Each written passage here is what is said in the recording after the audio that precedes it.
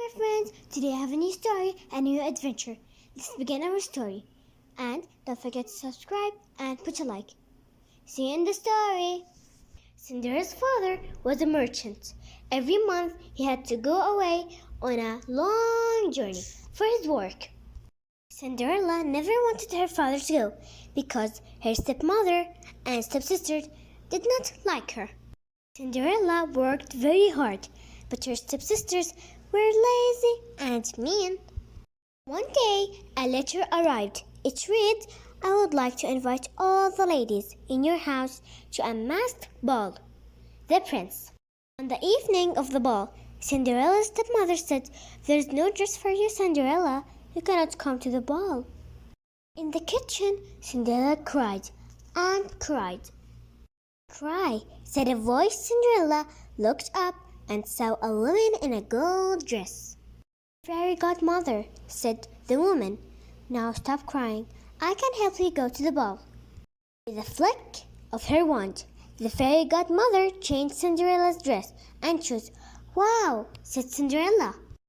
The fairy godmother looked around. "Aha," she said, and the pumpkin turned into a beautiful carriage.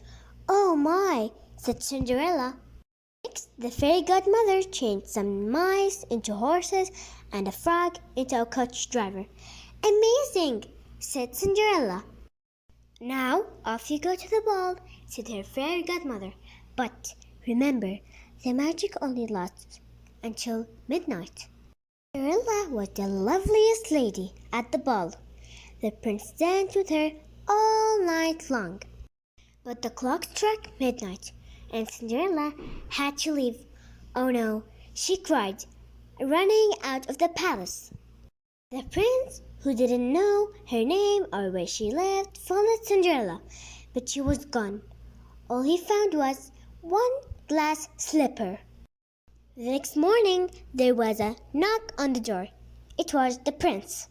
"I want every woman in the town to try on the glass slipper," he said. "I will marry the girl it belongs to."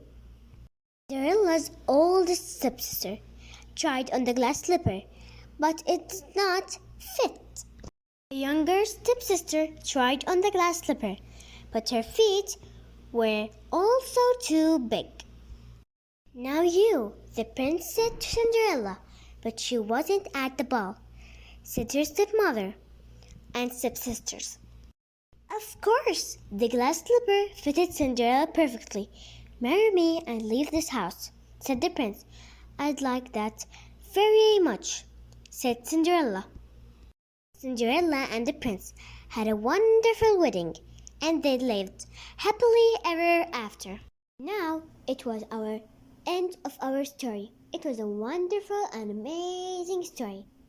See you next story, my friends. Bye!